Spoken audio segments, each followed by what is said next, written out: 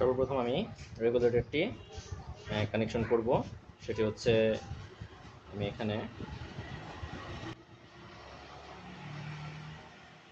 মোটরের সাথে যেই ব্ল্যাক ওয়্যারটি আমি ব্ল্যাকে দিয়ে দিলাম, এটা আমি এখন কস্টেপ করে দেব।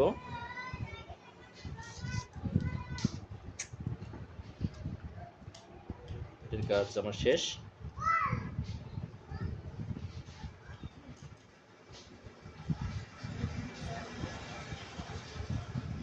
এবং বাকি যেই এসি যে কর্ডটি আছে, যে আমরা কানেকশন করব কারেন্টে, সেটি আমি রেগুলেটরের একটি প্রান্তে লাগিয়ে দিলাম। যে কোনো একটি তার আমি এখানে লাগাতে পারি, কোনো সমস্যা নেই।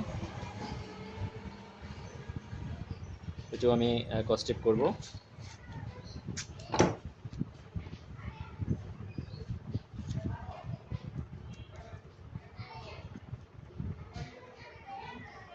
এবং বাকি যে মোটরের সাথে যে তার কেবলটি থাকবে, যে কেবলটি আছে মোটরের সাথে, এবং এসি লাইনের যেটি আছে সেটি আমরা এখানে সংযোগ করব।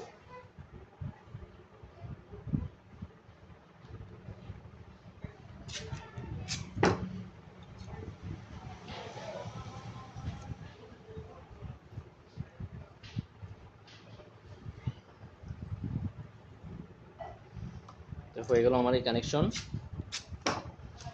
এখন আমি এটিকে সব একসাথে যুক্ত করে দেব, যাতে সঠিকভাবে এক জায়গায় বসে থাকে।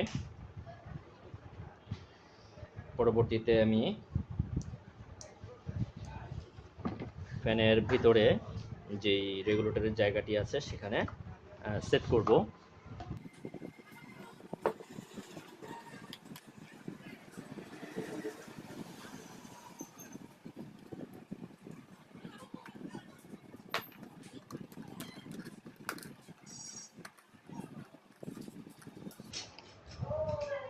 সেট করার পরে আমি যে রেগুলেটরের নবটি আছে এটি লাগাচ্ছি।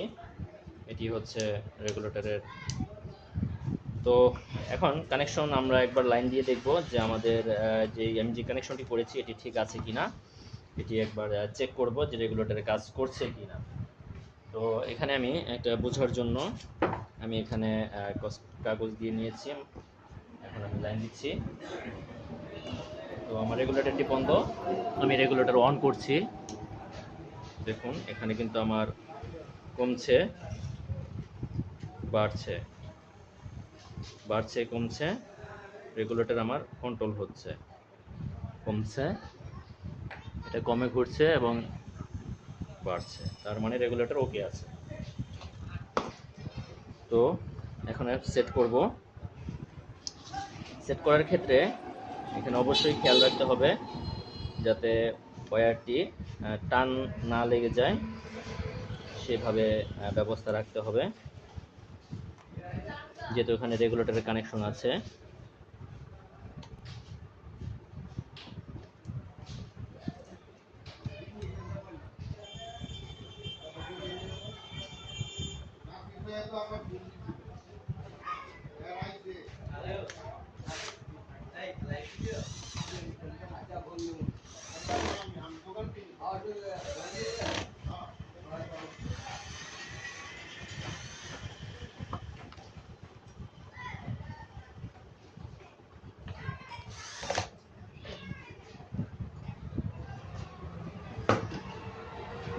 তো এখানে ফিটিং হয়ে গিয়েছে। এখন আমি সর্বপ্রথম পাখা সেট করব।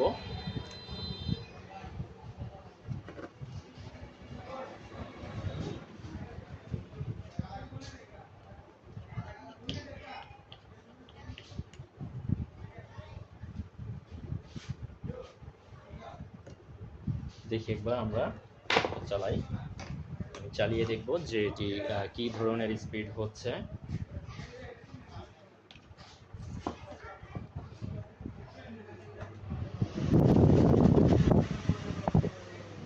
কমছে এবং বাড়ছে। এটি হচ্ছে কম, এটি হচ্ছে ফুল পাওয়ার,